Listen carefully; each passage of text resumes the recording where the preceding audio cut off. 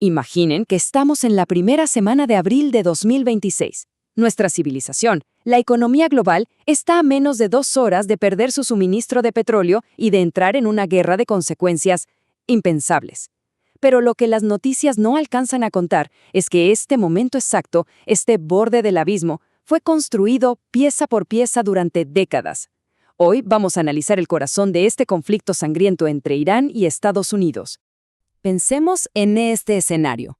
Un cese al fuego muy frágil está a punto de romperse, y toda la atención del mundo está fija en un solo punto, un cuello de botella en el mar que es literalmente la arteria vital de la economía global, el Estrecho de Hormuz.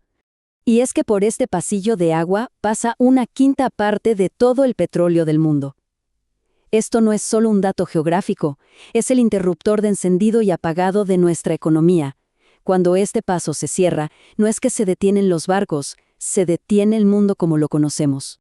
Y este es el resultado inmediato.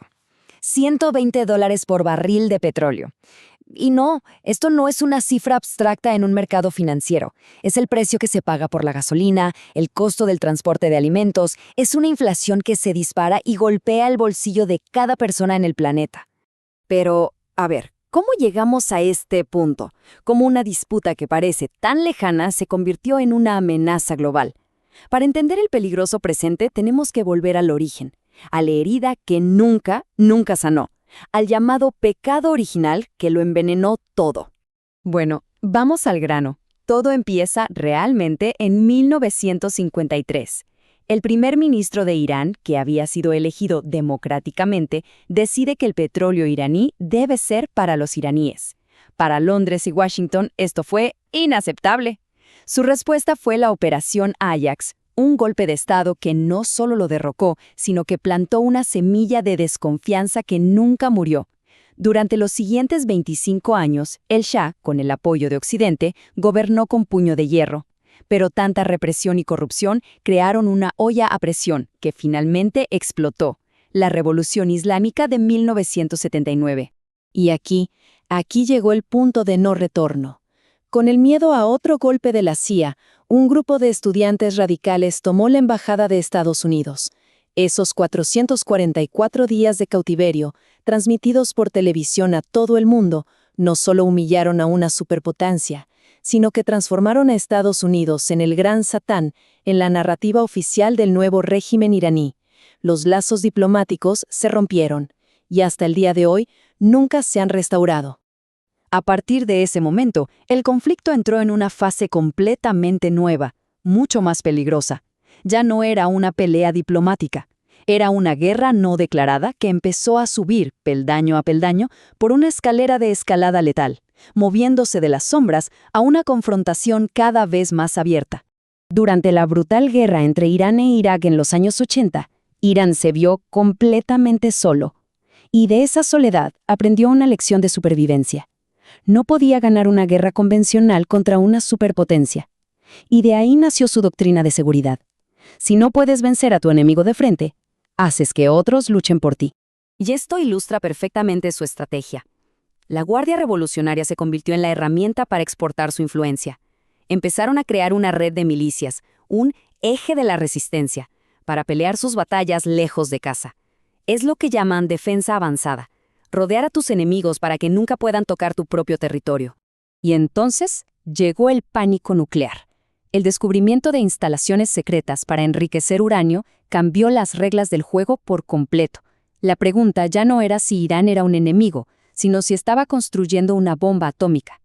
Esto desató una guerra en la sombra, de sabotaje, con ciberataques como el famoso Stuxnet y el asesinato selectivo de sus científicos nucleares.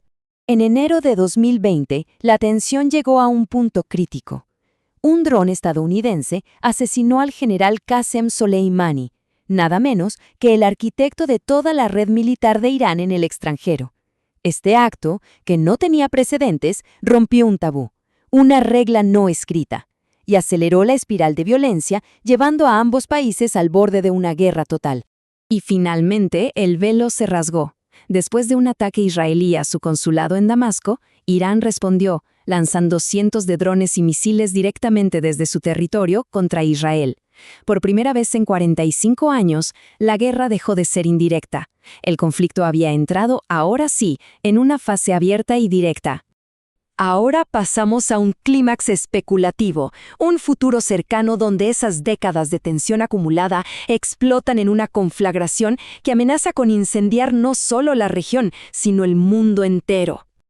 Ahora, lo realmente interesante aquí es la matemática de la guerra moderna. La estrategia de Irán es la asimetría pura.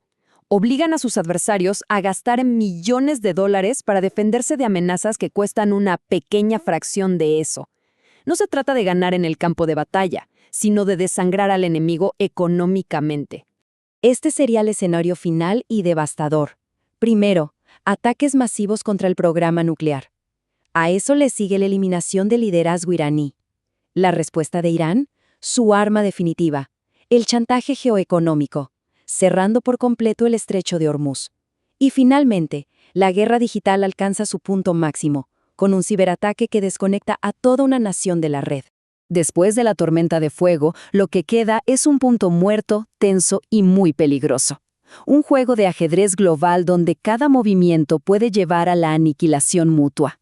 Los expertos en teoría de juegos llaman a esto un equilibrio de Nash inestable. Suena complejo, pero en realidad es una trampa estratégica. Ambas partes están en la peor situación posible, atrapadas en una tensión constante, pero ninguna puede retroceder sin arriesgarse a un desastre todavía mayor, como el colapso de su régimen o una guerra mundial.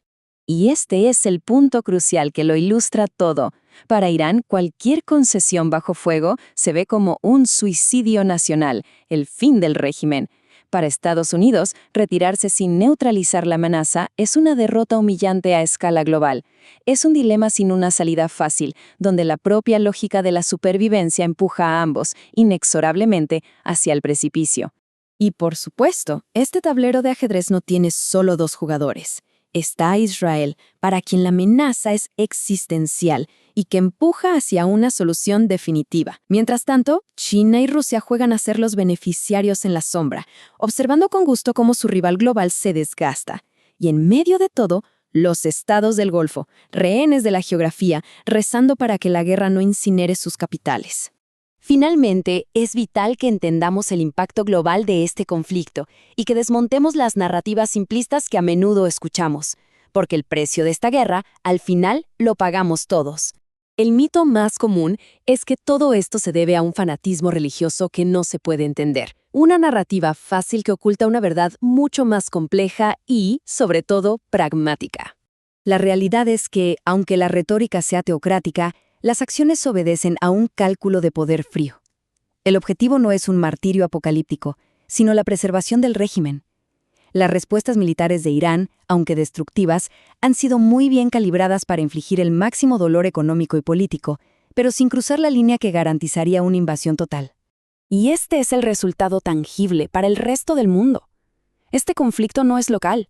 Interrumpe las cadenas de suministro, dispara la inflación de los alimentos y la energía y destruye la estabilidad global. Es, básicamente, un ataque al corazón del sistema mundial interconectado. Miren, este no es un conflicto que comenzó por la lectura de un libro sagrado. Es la trágica consecuencia de un golpe de Estado por petróleo que salió mal hace décadas, de humillaciones profundas y de superpotencias intentando dictar el rumbo del mundo a costa de otros. Hoy, la bomba de tiempo parece estar en pausa, pero no hay que equivocarse. El próximo movimiento en falso no solo va a destruir países lejanos, va a apagar el motor que mantiene con vida la economía mundial de la que todos dependemos. La historia no ha terminado, solo está conteniendo la respiración.